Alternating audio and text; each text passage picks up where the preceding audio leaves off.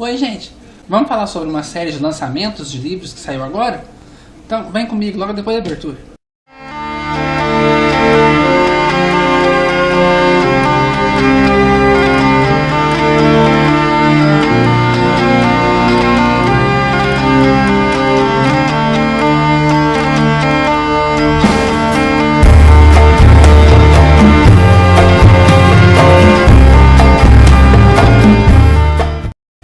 Povão, quem disse por aí que eu só falo de livro antigo, de livro velho, livro que lançou há muito tempo?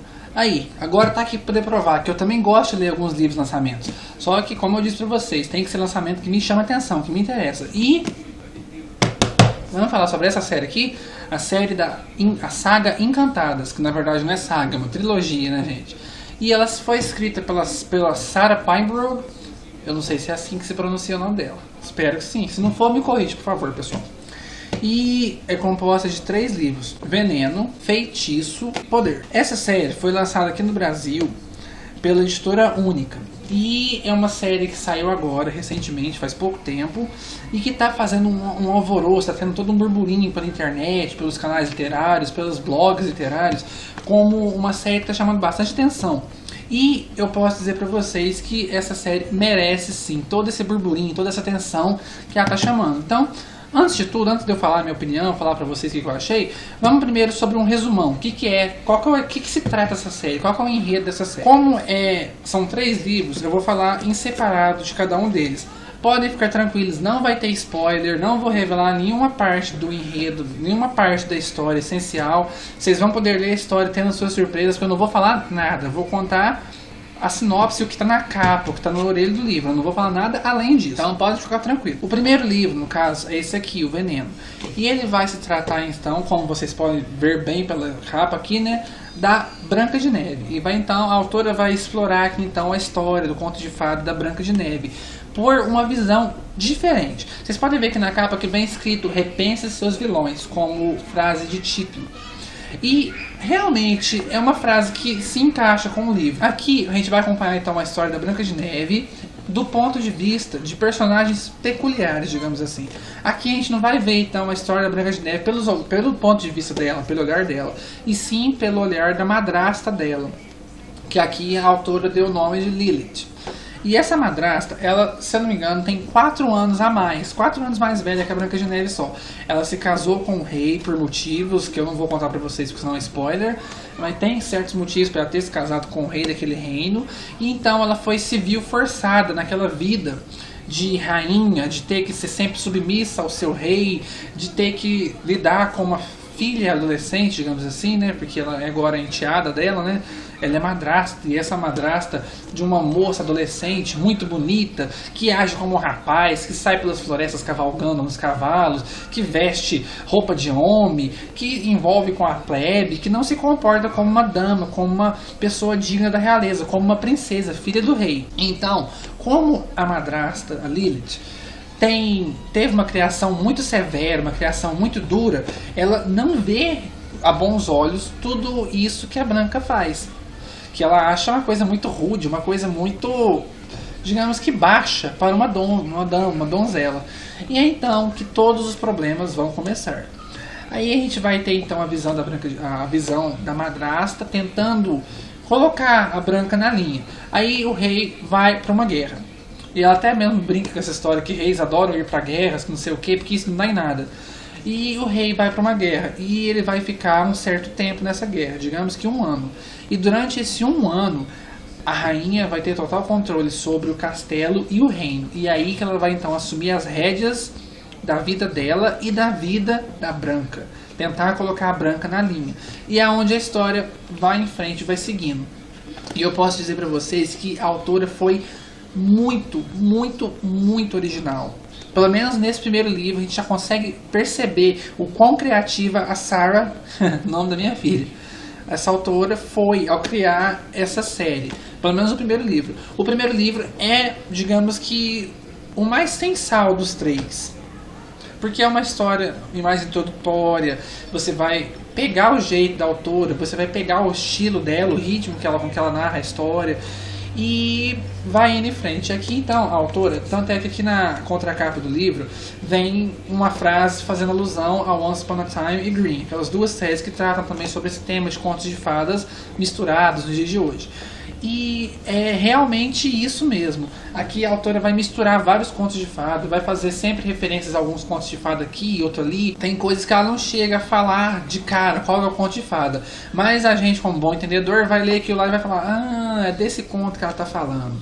E é muito interessante o modo como a autora foi inserindo esses personagens de forma assim aleatória, e ficou bem interessante, muito legal.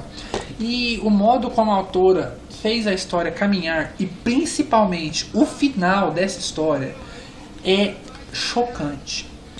É muito, muito bom. O final da história é aquele final, quando você acaba de ler, você fica, sabe, 10 minutos, 15 minutos, meia hora travado, olhando pro livro assim, tipo não acreditando, falando, não acredito que a autora fez isso. E é muito criativo. Eu gostei bastante do livro. Embora não seja um livro primoroso, é o primeiro livro da série, ele tem seus pontos fracos. Então, é um livro que eu recomendo bastante, pessoal. Ah, detalhezinho, tem ceninhas quentes aqui, ceninhas mais calientes, digamos assim. A minha nota para esse livro aqui é de 4 corujinhas. Agora a gente vai pro segundo volume da série, que é o Feitiço. Aí a autora dá uma volta 360 graus. Aqui o que você pensava que a autora ia continuar a história da Branca de Neve, não. Ela deixa a história da Branca de Neve de lado e a gente vem aqui pro segundo livro e a gente cai direto na história da Cinderela. Isso mesmo, pessoal, mesmo com aquele final chocante que tem aqui, a história daqui é totalmente esquecida. A gente vai para a história da Cinderela e mais uma vez a autora mostra a sua criatividade, o quão boa ela é com esses contos de fadas, e nos surpreende com tamanha criatividade, porque ela muda totalmente aqui a nossa visão. Aqui a gente vai ver que a Cinderela não é aquela mocinha tão boazinha, tão ingênua e tão santa que a gente conhecia nos contos de fadas clássicos. Aqui a gente vai ver que as irmãs feias não são tão feias, nem tão más assim, e que a madrasta, de forma nenhuma, é aquela madrasta malvada e rabugenta e perversa dos contos de fadas. A gente vai ver toda uma visão diferente desse conto. Vai ter uma ajudinha diferente também, a fada madrinha dela não é tão madrinha, não é tão fada assim como todo mundo pensa. E tem certo, como aquela própria série Once Upon a Time frisa, toda magia tem um preço. Aqui a gente vai conhecer esse preço, então. E esse aqui pra mim é o melhor da série, porque aqui vai ter cenas safadinhas também. São poucas, mas tem umas cenas safadinhas bem legais aqui de se ler. De certa forma, dá um quê a mais pro livro. Eu acho que não faz o livro ficar melhor, mas dá uma graça a mais. Eu gostei, eu achei que ficaram bem encaixadas essas cenas mais calientes. E aqui a autora, a gente percebe como a autora pesquisou, como a autora pensou nessa história antes de escrevê-la. Ela não foi simplesmente pegando e escrevendo um livro atrás do outro, não. Ela fez mesmo. Dá para poder perceber que ela fez uma linha tênue entre os livros, para poder ligar um livro a outro, para poder amarrar uma história na outra. E a gente vê vários personagens vão se cruzando desse livro para esse livro aqui. As histórias vão meio que se encontrando e tem também vários personagens de contos de fadas aqui. E a minha nota para esse livro aqui é de 5 corujinhas. E a gente finalmente chega no terceiro e último livro dessa trilogia, que pra mim é muito bom também. Se não é tão bom quanto o segundo, é quase. Aqui a autora fez diferente. Ela não fez uma história principal, digamos que ela não escolheu um conto de fadas para ser a história principal do livro. Aqui ela entrelaçou 3 contos de fadas em uma história só como conto principal. Aí aqui a gente vai ter então a história da Chapeuzinho Vermelho, da Bela Adormecida e da Bela e a Fera. Todos os 3 unidos em um só, como a história principal desse livro aqui.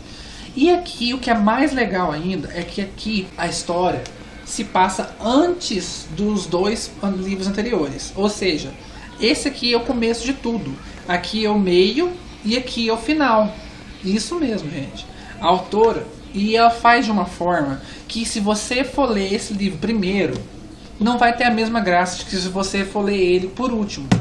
Porque ele, como terceiro livro, lançado como terceiro livro, ficou muito mais coerente, ficou muito mais interessante para a história. E aqui você vai lendo o livro e você vai percebendo o que alguns personagens fizeram aqui nesse livro, por que eles agiram desse modo nos livros anteriores, porque aqui se passa tudo antes dos livros anteriores. E aqui a autora escreve então e nos explica por que os personagens são daquele jeito nos próximos livros. E a criatividade dessa autora eu acho que aqui ela atinge o seu ponto máximo, porque aqui ela conseguiu fazer uma história fantástica tratando sobre a Bela e a Fera. O plot da Bela e a Fera que ela fez para esse livro aqui ficou muito bom e de certa forma posso dizer que ficou até sombrio. Sinceramente, gente, eu fui lendo esse livro aqui, eu lia e pensava assim, essa autora tem um dom para poder escrever histórias de terror, porque tem passagens desse livro aqui, não, gente, elas não dão medo, mas elas são macabras, elas são sombrias.